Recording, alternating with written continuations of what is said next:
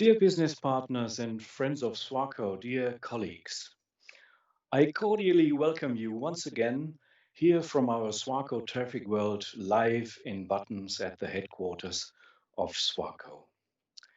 My name is Richard Neumann and I'm the head of communication and marketing of the SWARCO Group, and it is my pleasure to guide you through the next 30 minutes through our webinar. Thank you for joining our fifth innovation talk in a series of webinars we are offering you since June 2020. And of course, this series will go on over the next months. The main purpose is to keep you posted about latest innovations of SWARCO in times where we cannot meet at exhibitions and conferences. Austria is in a lockdown currently, and there is no person sitting next to me as an interview partner today. So the pandemic has also consequences for our format, but we will switch to the home office of my colleague Andreas Schmid in a moment to carry out this webinar. Originally, we wanted to present you with the topic of CITS already in October last year, but due to the travel restrictions in place, it was not possible for Andreas Schmid to come here. It is neither possible now, but we will connect with Andreas via Teams today. This innovation talk allows you, as usual, to get in direct touch with us via the chat function in the right-hand part of your screen. Please feel free to send us your comments, questions, and feedback via this function in the course of the next few minutes. Following the interview with Andreas, we will answer your questions in a Q&A session. The title of today's innovation talk is When the Infrastructure Talks to the Vehicles, CITS in Practice. I'm pleased to welcome for this interesting topic my colleague Andreas Schmid from SWARCO Traffic Systems GmbH in Germany. Andreas Schmid has been working in the field of intelligent traffic systems since his education as a civil engineer at the Technical University of Munich. He has accompanied innovation and funding projects when working for Heusch Bösefeld, later Pöyry Infra, PTV, and since 2013, SWARCO. The standardization and application of communication technologies has always been part of his activities. TMC and TPEC today ensure that our travel and traffic information is available across language barriers. DATEX2, OCIT-C link control centers behind them, and nowadays also vehicles understand cooperative messages like SPAT-MAP, CAM, and DENM. We will go more into detail about these acronyms later on. In addition to the development of standardization of the technology, Andreas Schmid's field of activity is characterized by its successful application in large and small projects, such as the corridor project between Rotterdam and Vienna, ECO-AT. Today, he heads the product development for CITS at SWARCO Traffic Systems, and with his team has ample opportunity to bring cooperative, intelligent, networked, and above all, effective traffic technology to the market. Servus Andreas, welcome and thanks for being with us today with your expertise. We are switching to your home office, which is located in Bavaria near Regensburg. Andreas, let's get into medias res right away. CITS, what exactly is behind this acronym? Thank you, Richard, for the nice introduction, and welcome everybody out there on the screens. Yeah, CITS, first of all, it's very simple. It is an acronym for Cooperative Intelligent Transport Systems. So let me tell a little story what is all behind this acronym or what belongs to it when I refer to CITS. Interesting, when I was brought up in profession, end of 90s, the terms were still a bit different. At that time, it was called transport telematics. It is an artificial word for telecommunication and informatics.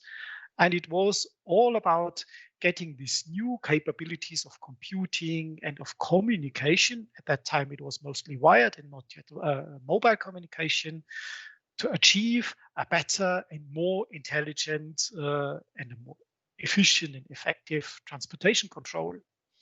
So very soon it was called then already ITS, Intelligent Transport Systems, as it is still in the name today. And it was around about the mid of the 2000 years when the new word cooperation came up. It was driven by the desire to become even more safe.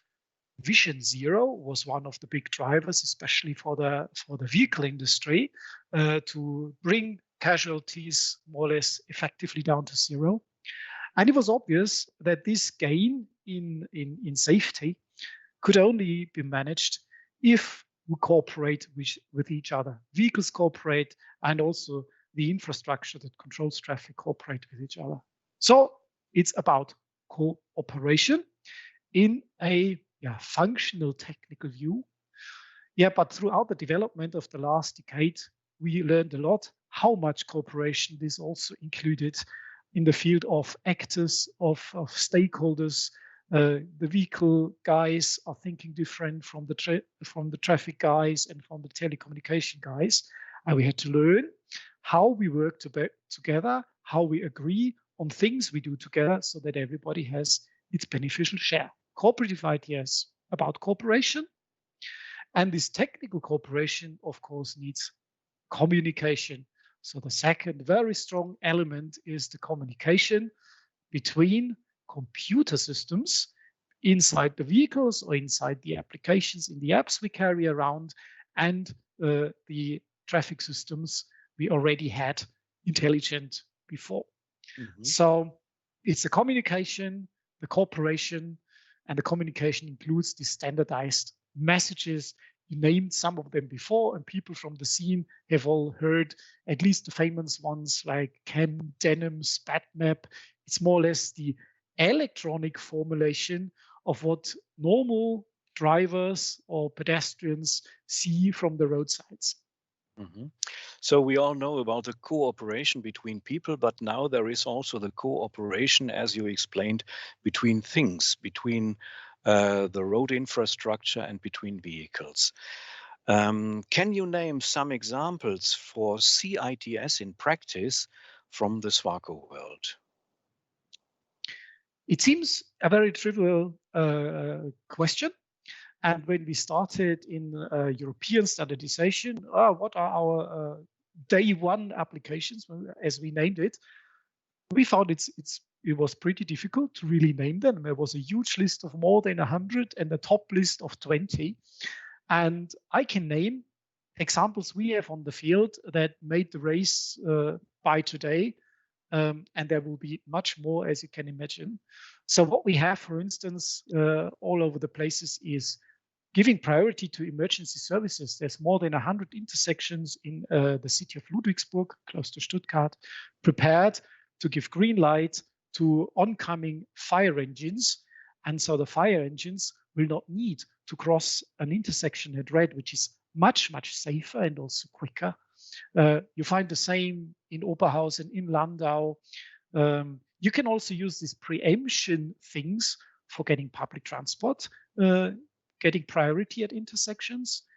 And especially in the Netherlands, you find a whole new thinking of modern connected intersections, where in the province of North Holland and Amsterdam, you find the standard new intersections with providing that priority to public transport, but also providing the current traffic light state and forecast to the highly automated vehicle functions. Mm-hmm.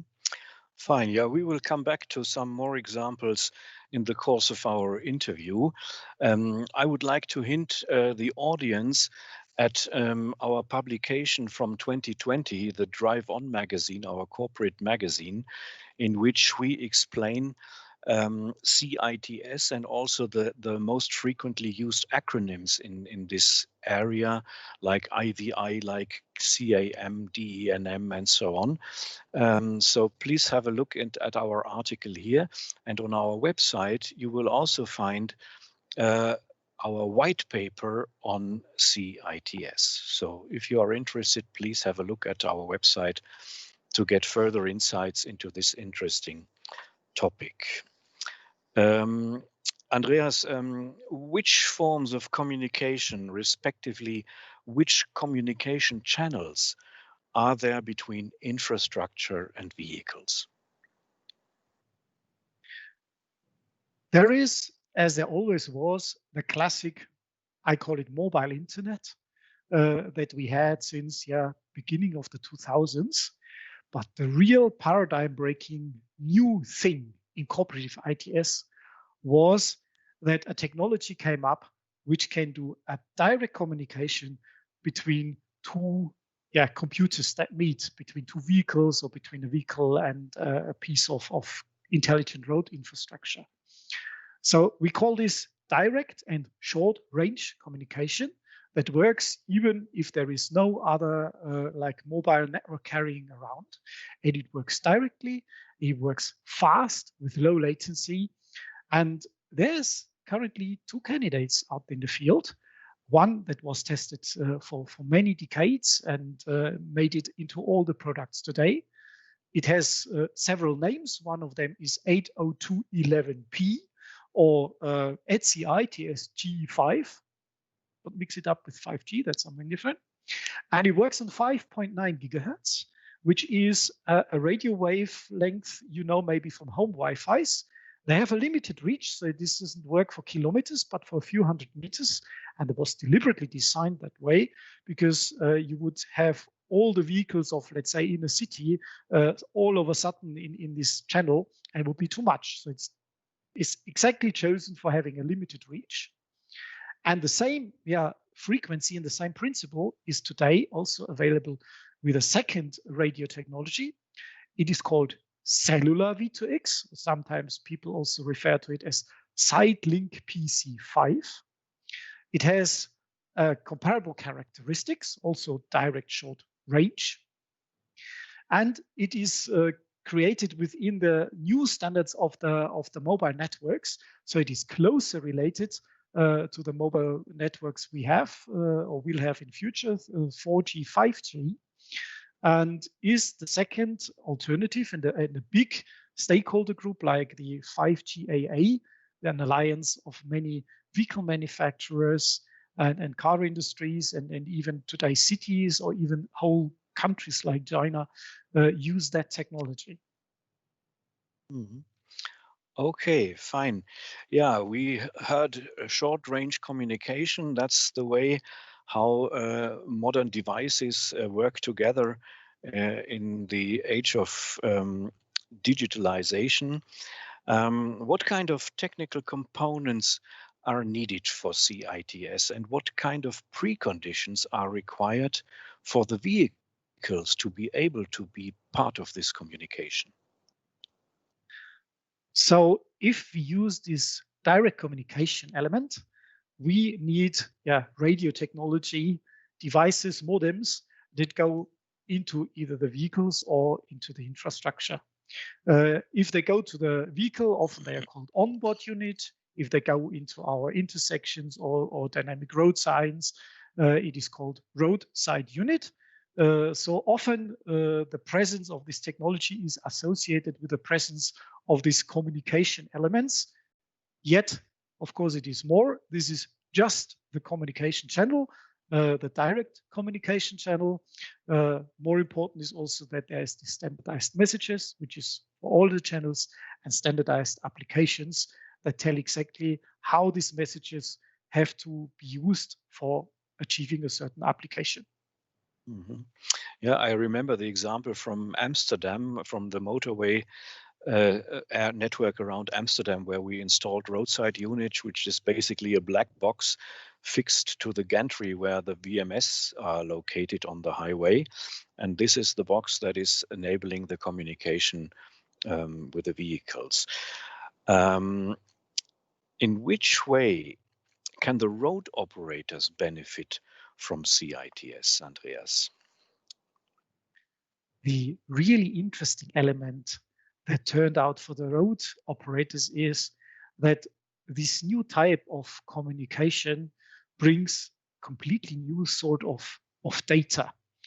And it has, with one and the same technology, so to say, with one invest, it opens up the door to the whole variety of applications, the one we mentioned already in this conversation, and even more future ones we don't know yet. And all this with one and the same technology. Let me give you some further examples.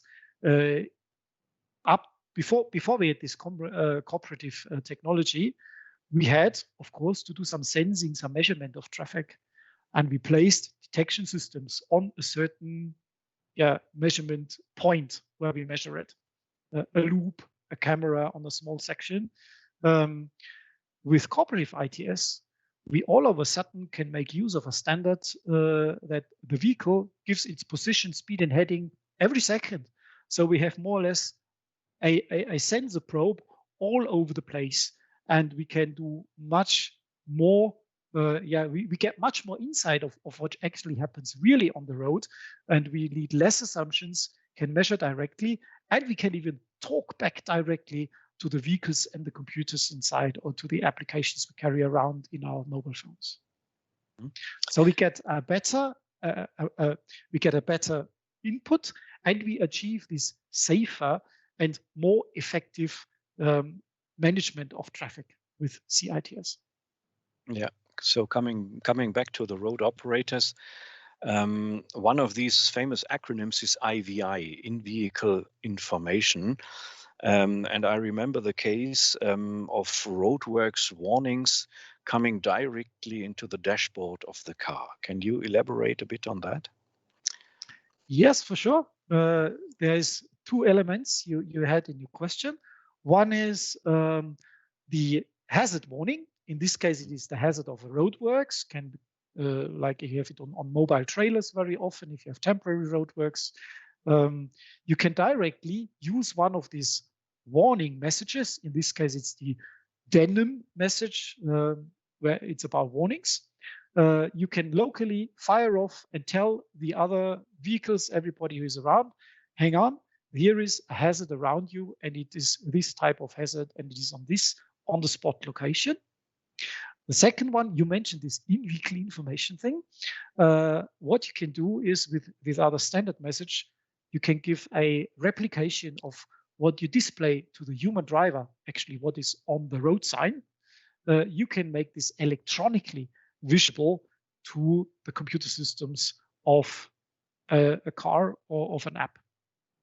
Mm-hmm. Okay, yeah, dear listeners to our innovation talk, I can only invite you once more to send us your questions via the chat function of our tool here, so that we can answer them in the Q&A part later on. Andreas, if you dare to take a look ahead into the future, where will we meet CITS in the future, and how do you see the path towards connected and automated driving? Connected and automated driving, for me, the connected element in there is the CITS. So the standard messages and the interface, the agreement, how we talk, how the applications look like. This is the CITS inside connected automated driving. I'm absolutely sure on that one.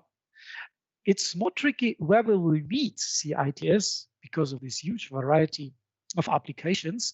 I'm sure for one, it's already happening on the market. It is when you are presented what the intersection ahead of you will do next. if it will stay green for a while, if it will stay red for a while, or if you get a recommendation, what speed you should take to pass it at green. In SWARCO, we call it individual green waves. And this is what we will see more and more all over the place, because it is very attractive for the user. It's very nice to use, but it is also very attractive for the road operator. You avoid unnecessary acceleration, deceleration, or stops. So you really contribute to energy saving, and at the same time, you contribute to the pleasure of those using the traffic system. So a real win-win. And we will see priority on intersections, both for public transport and for emergency vehicles. This is one of my first examples are on that matter. There's 2 drivers for it causing that, especially in the German region. A standardization change in 2028 questions the existing radio technology that was used for many, many decades. And it makes a lot of sense if you think about change, that you pick cooperative ITS as a solution because of this huge potential you get. All right. Yeah. Thank you very much, Andreas, for this first glimpse into the future-oriented topic of CITS, which, as we heard, has partly become a reality already.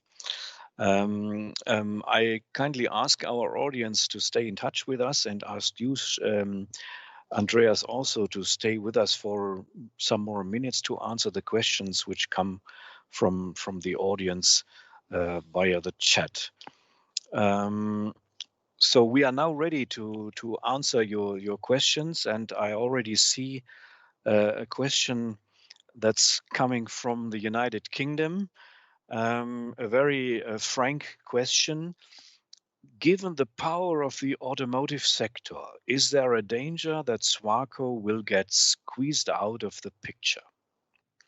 That's an interesting question, because we know that the automotive industry is quite strongly working on the CITS topic. Mm-hmm. If I could give a very blunt answer, I would say, I don't believe that it is in the interest of the operators of road systems that an automotive industry does the road operation. And as long as there are engineers and people who want to give their input how traffic shall be organized, we will have the need of what we call today the traffic engineers element, or the intelligent transport systems element. And this is where SWARCO is in. It can change a little bit, it can go here and there, but it will remain a separate piece of interest besides the automotive industry. And this is also what we have learned in this cooperative ITS times, how different we actually think, how different the approaches of these 2 domains are. And this is one of the non-technical challenges and the very important learnings of cooperation, that we had to work together from a different perspective. And these perspectives won't vanish away. They will stay technology independent. Yeah, and it is also a fact that SWARCO is cooperating with the automotive industry and other stakeholders like universities and research institutes anyway. So this just something to add from my side. I don't see any more questions here, but I have one which I would like to ask you, Andreas. What does CITS mean for the topic of tenders and for the work of traffic engineers and planners?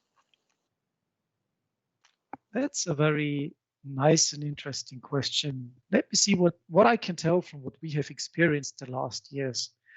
So first, there is the pragmatic point. If you're a traffic engineer, you need to learn and understand how this technology works, what you actually need to ask for at tenders.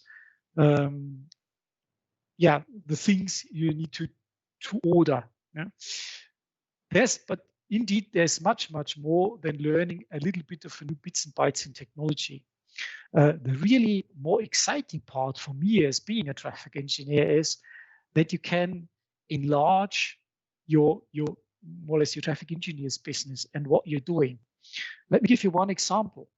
If the intersection tells to vehicles what's its current signaling or its predicted signaling, it also needs to tell how the intersection looks like.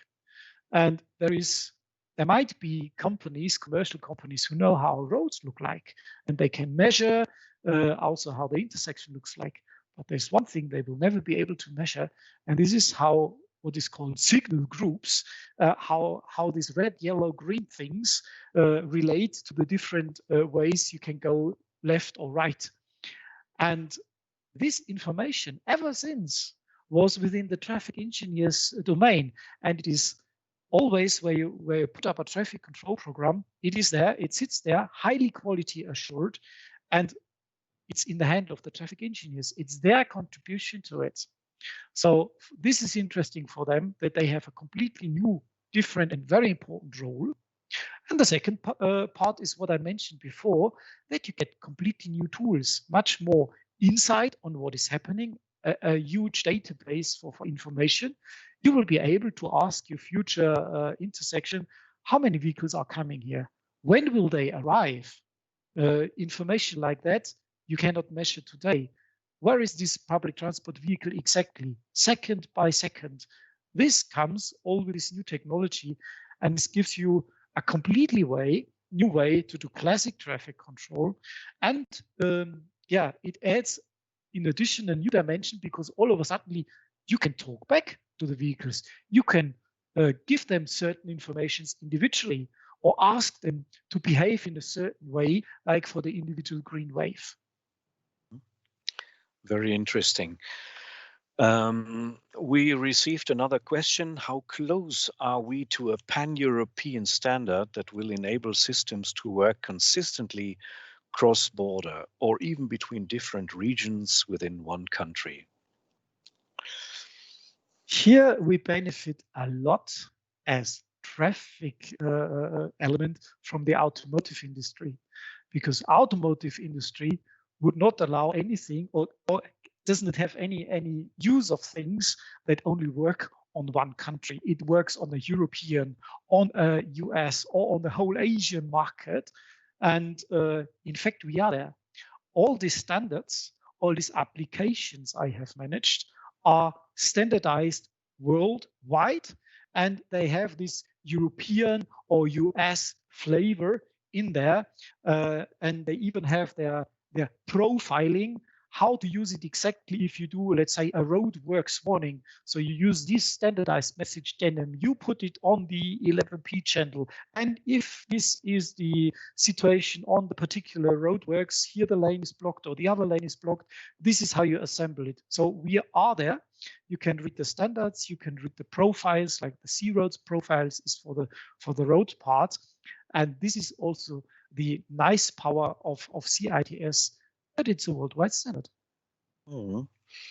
Fine. Yeah, I would like to address another topic which is very hot at the moment. Micromobility is an ever more important subject for cities who are investing in the construction of cycle paths and so on. What about CITS applications for these more vulnerable road users like cyclists, pedestrians, scooter drivers, and so on?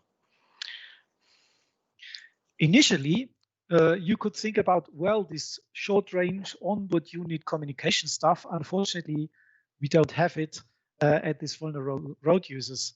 Well, this is not exactly true. There is a cooperative ITS story exactly for this target group, because here you don't need this direct communication. You can rely on classic mobile communication.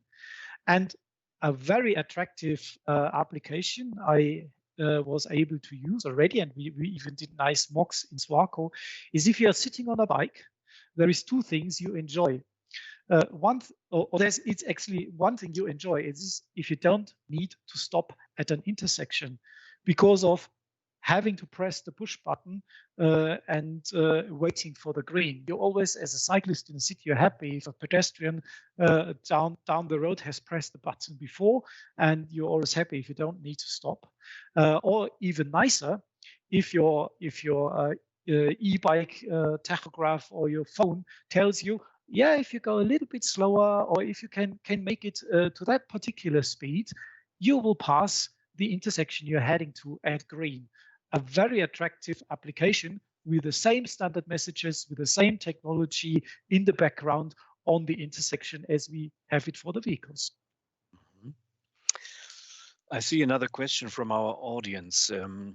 Can this technology help in the urban canyons, in quotation marks, extending the perception of the autonomous vehicles? And is the technology future-proof? It's a bit difficult. There's many aspects inside there. Perception, I guess it's the, yeah, what I see, what I would see electronically as a vehicle only. Whereas in a corporation, I can rely also on the eyes and ears, on the sensors of both other vehicles and infrastructure. And that's indeed one of the next days applications ideas, that this cooperation helps this perception extension. It also works on the motorway, by the way. If you think of considerable high speeds and the few 100 meters, 100, 200 meters vehicle sensors can work, that's exactly just not enough. And with cooperative ITS communication, you just can help each other and pass on information which a vehicle by itself would not see. And future-proof, yes, this is how it is designed, that it can cope with communication, even with communication channel is used very heavily. It addresses security. There's modern securities in there. So this is a lot more to come in the future, and the foundation is laid for it. Mm-hmm. There is another question from our audience concerning a possible loss of control. If all this information is available to individual drivers to make their own decisions, is there a risk that traffic managers lose control of their networks? First of all, traffic managers, I would say they get more control. They get a more reliable control. The control is what they, in the first step, they extend in an electronic way what they give physically. Traffic lights are now red, green. Speed limit now is 50 miles an hour. So it makes it more reliable and safe. There's no additional or new information we need to provide. There's even better control because you have more data, yeah, and you can use this data, and the rest I think is up to future applications. Could not be at the applications we have today. I would say clearly no. You clearly have much more benefits than risks. It's a little bit different than the risks we sometimes associate or road operators associate with navigation industry, and yeah, people route somewhere else as we want them to route. This is not exactly in the CITS domain's core. Mm-hmm. Yeah, dear business partners and friends of SWARCO, dear colleagues, thank you very much for joining our 5th webinar on the SWARCO Innovation Talk series. I know that we have a great competitor today for our webinar, which is the inauguration ceremony in the United States. I cordially thank Andreas Schmid for his availability and the explanation on CITS in practice. My thanks also goes again to my colleagues Christoph Praxmarer and Benjamin Steiner, who are responsible for the technical implementation of our webinar behind the scenes at the director's desk. We hope you enjoyed it and got new insights into SWARCO's competencies and capabilities. The questions we were not able to answer because of time reasons will be answered when you email your question to innovationtalks@swarco.com. Innovation Talks in one word @swarco.com. Of course, the plannings for our next innovation talk are ongoing. I can already tell you that we would like to dedicate a webinar to the interesting topic of cycle path markings. So this is from the domain of our road marking systems division. This will be interesting in view of the increasing initiatives and investments cities are doing in the micro-mobility infrastructure. More details about the topic and also the timing can be found on our website very soon. We look forward to meeting you again then for this new topic. And in the meantime, I can only wish you all the best, stay safe, and goodbye.